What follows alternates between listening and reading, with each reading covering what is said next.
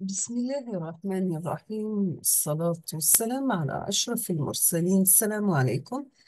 Bonjour tout le monde. Aujourd'hui, on va voir ensemble un sujet d'examen qui a été proposé fait concours national de doctorat de l'Université Tlemcen, faculté de technologie, département de télécommunications, filière télécommunications. On va commencer par l'exercice numéro 1 sur 7 points. Donc, vous avez dans cet exercice soit un système de communication binaire qui utilise les deux signaux équi probables suivants.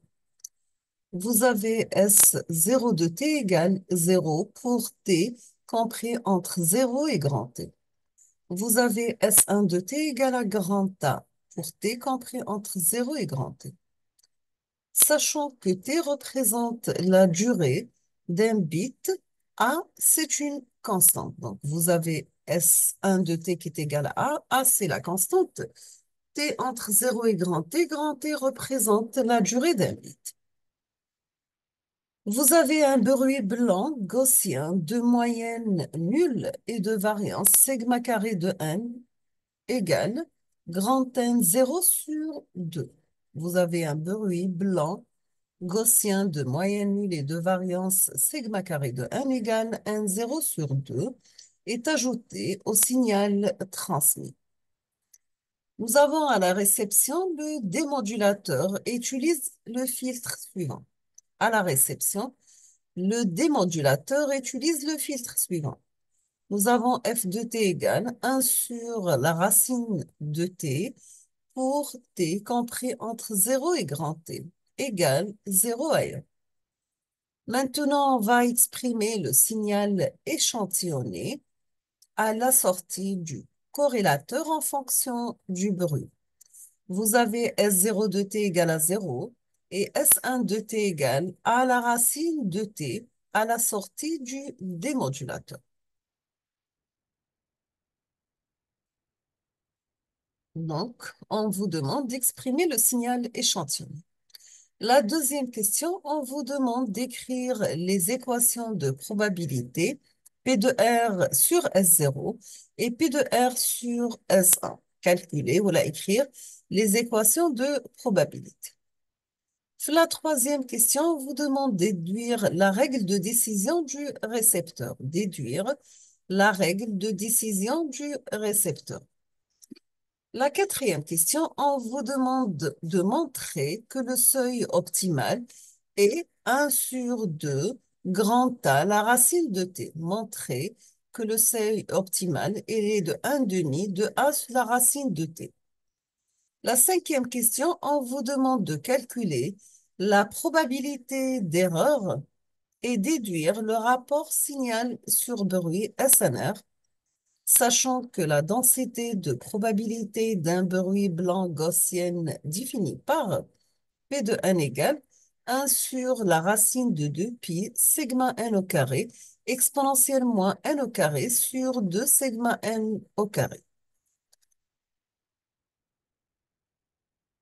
On passe l'exercice numéro 2 sur 6 points.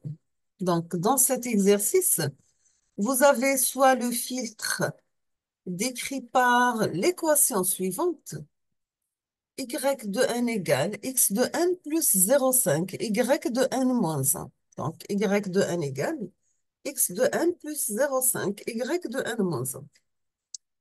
La première question, on vous demande de déterminer la fonction de transfert en z, h de z de ce filtre. Donc, vous commencez par calculer la transformée en z de y de n, qui est égale y de z égale x de z plus 0,5 z moins 1, y de z. On va sortir y de z comme facteur et après, on va calculer pour h de z, qui est égal y de z divisé par x de z. Deuxième question, on vous demande de déterminer et représenter les pôles et les zéros du filtre sur le plan en Z. Déterminer et représenter les pôles et les zéros du filtre sur le plan en Z.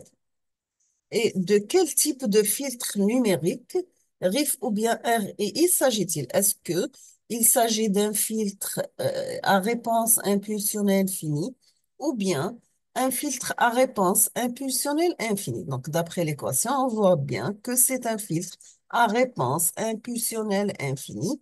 Et pour calculer les pôles et les zéros, donc pour les pôles, vous devez mettre le numérateur égal à zéro et vous tirez les pôles, les racines z. Pour les zéros, donc vous mettez le dénominateur égal à zéro.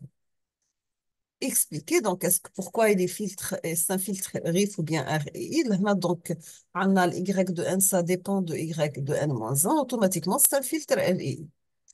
Est-ce que ce filtre est-il stable? Donc, discuter la stabilité du filtre. Donc, pour discuter la stabilité du filtre, il faut que tous les pôles sont à l'intérieur du cercle unité. Troisième question, on vous demande de déterminer la réponse fréquentielle. On vous demande le module et la phase du filtre. Déterminer la réponse fréquentielle, le module et la phase du filtre. Quel est le type de filtre réalisé? Est-ce que c'est un filtre passe-bas, passe-haut, etc. On passe maintenant l'exercice numéro 3 sur 7 points.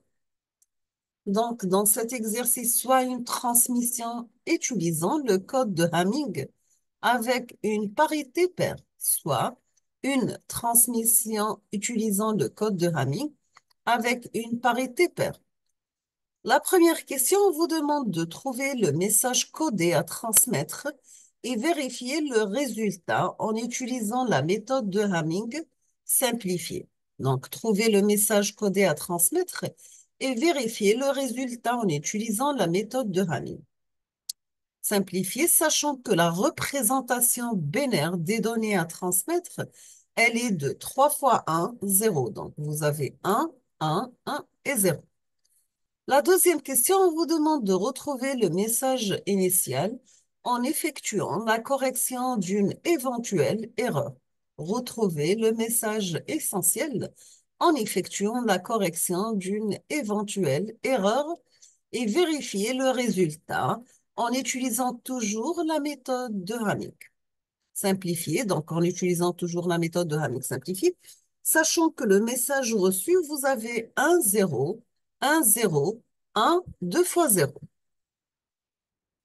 Troisième question, on veut envoyer le mot, 1, 0, 2 fois 1. On vous demande quel bit doit-on lui adjoindre? Quel bit doit-on lui adjoindre? Deuxièmement, quelle séquence on transmettra alors? Quelle séquence on transmettra alors? La dernière question, est-ce qu'il y a une erreur dans le mot suivant? Est-ce qu'il y a une erreur dans le mot suivant? Vous avez 2 fois 1, 0, 1, 0 et 1. D'accord? Donc, comme toujours, je vous laisse le temps de réfléchir sur la solution de ces exercices et je vais proposer la solution dans les prochains jours, Inch'Allah. Je vous souhaite bonne chance, beaucoup de succès, bon courage et à la prochaine.